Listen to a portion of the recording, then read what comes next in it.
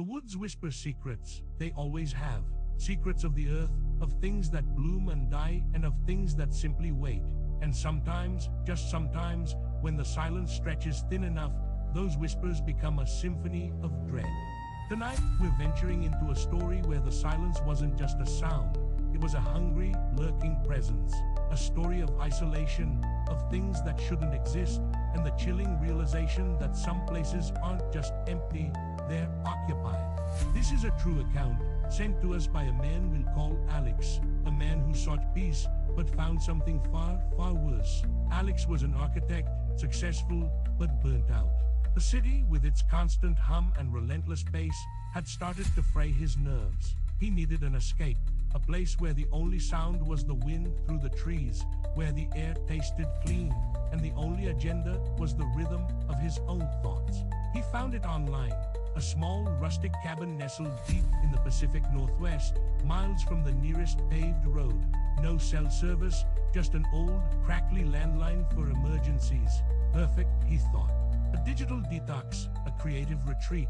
2 weeks to recharge, to work on his designs, to simply be. The drive itself was a journey into another world.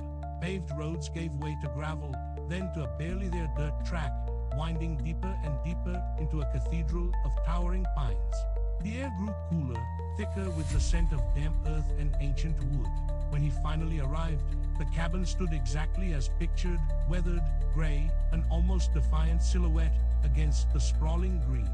It was old, no doubt, but charming in its way. A sturdy stone fireplace, a small kitchen, and a bedroom loft overlooking the main living area. Simple, isolated, exactly what he needed. The first few days were pure bliss. He settled in, unpacked his sketchbooks, and let the profound quiet seep into his bones. The only sounds were the rustle of leaves, the distant call of a hawk, the gentle gurgle of a hidden stream. He'd wake with the sun, drink his coffee on the porch, watching the mist curl through the trees. He'd spend hours sketching, the ideas flowing freely, unburdened by the urban cacophony. Evenings were spent reading by the crackling fire, the world outside a distant, forgotten dream. He felt a sense of peace he hadn't known in years.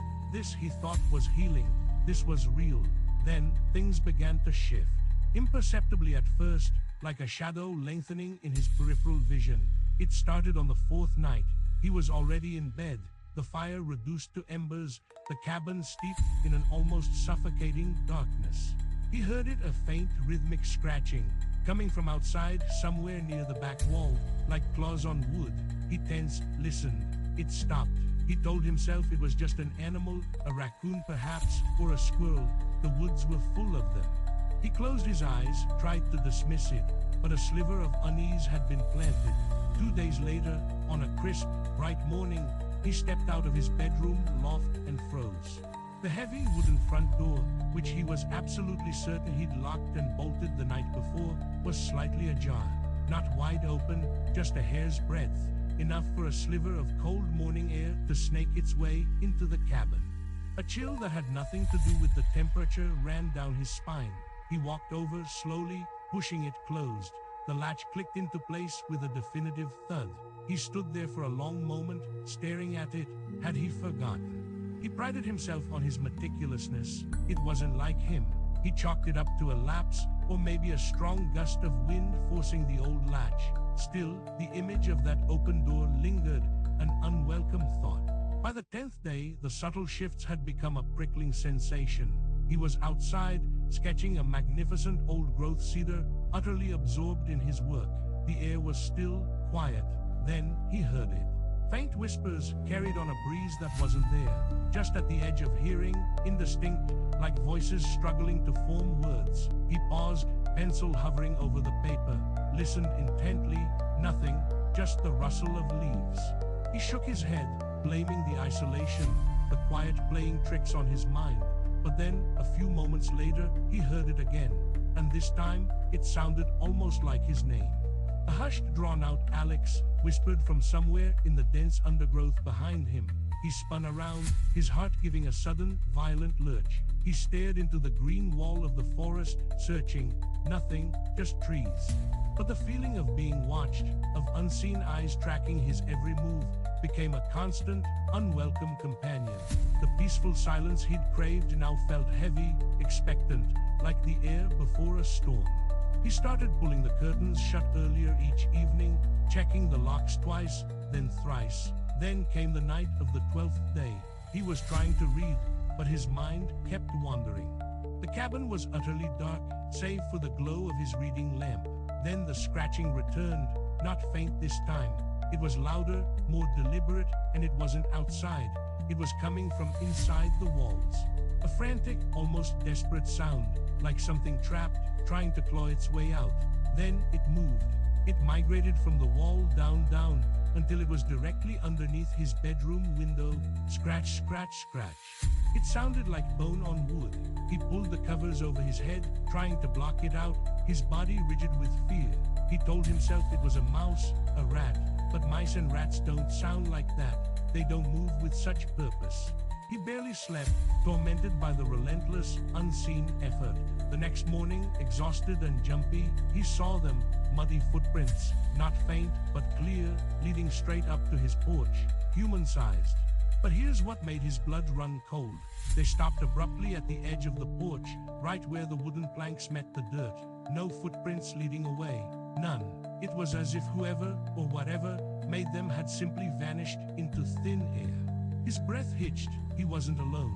Someone had been there, standing on his porch, watching his cabin just hours ago. He spent the entire day checking every window, every lock, every corner of the cabin, a rising tide of paranoia washing over him. The peace was gone, utterly shattered. Night 14. He was in bed, but sleep was a distant luxury. Every creak of the old cabin, every whisper of the wind sent his heart racing.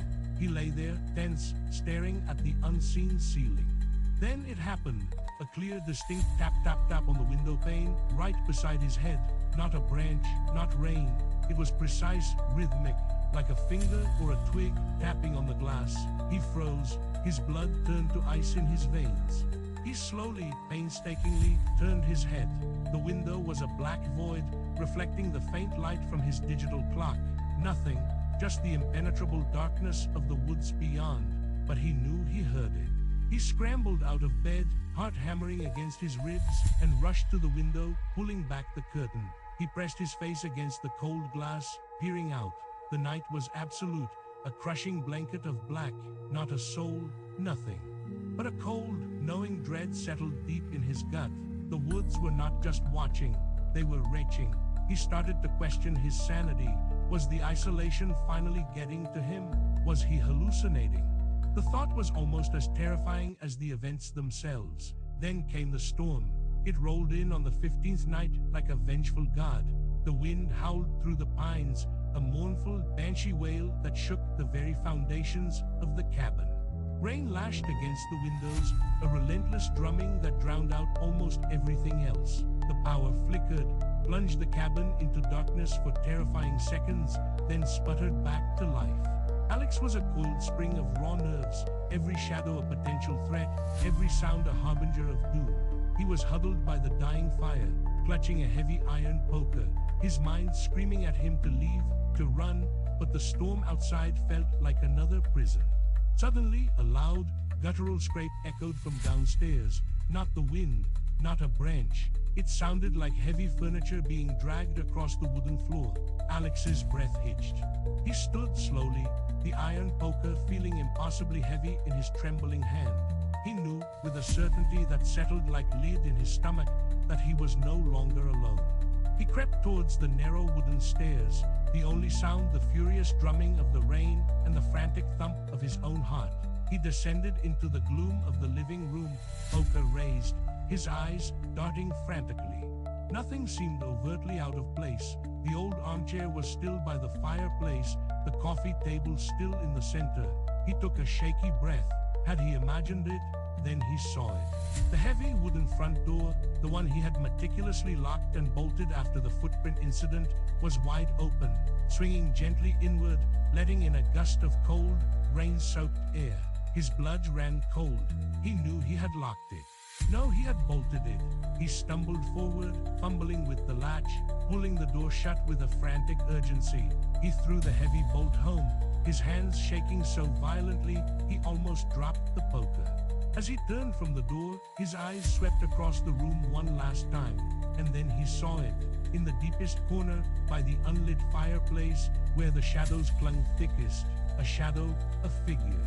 Too tall, too thin, almost indistinct against the dark stone, but unmistakably there, just for a split second, a silhouette of unnatural proportions, standing perfectly still. Then it was gone, vanished.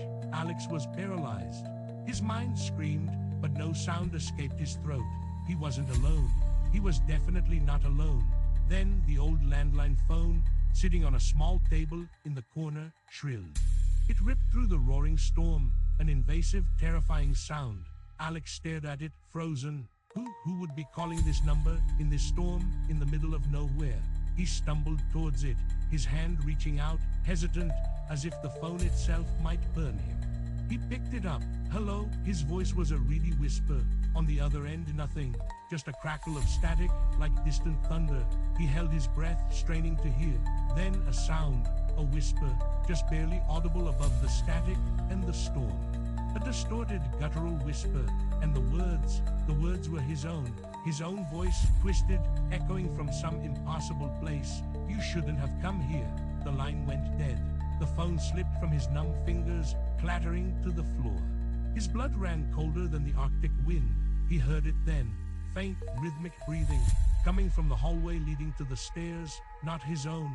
He slowly, agonizingly turned his head, and he saw them, not one, but two figures. Standing at the base of the stairs, in the deepest gloom of the hallway. They weren't clearly defined, just shapes, too tall, too thin, but they were there, watching him. He couldn't see faces, couldn't make out any features, but he felt the weight of their gaze, like invisible tendrils boring into his very soul. Their eyes, or the absence of them, felt like a void of pure malice. The air grew heavy, thick with a cold that went beyond the storm. He couldn't move. He couldn't scream. He was a statue of terror. Then, one of them shifted. Slowly, fluidly, like a creature made of liquid shadow, it began to mimic him. His posture, his head slightly cocked in terror, his hands clenched around the poker, a grotesque, silent reflection of his own fear. The other one just stood there, utterly still, watching. Something snapped inside Alex. This wasn't a dream. This wasn't his mind playing tricks. This was real, and it was going to kill him. He bolted. Not at them, not towards them, but past them. A sudden, desperate surge of adrenaline overriding his paralysis. He lunged towards the back door, crashing through it without a thought for the driving rain, the biting cold, the absolute darkness of the woods.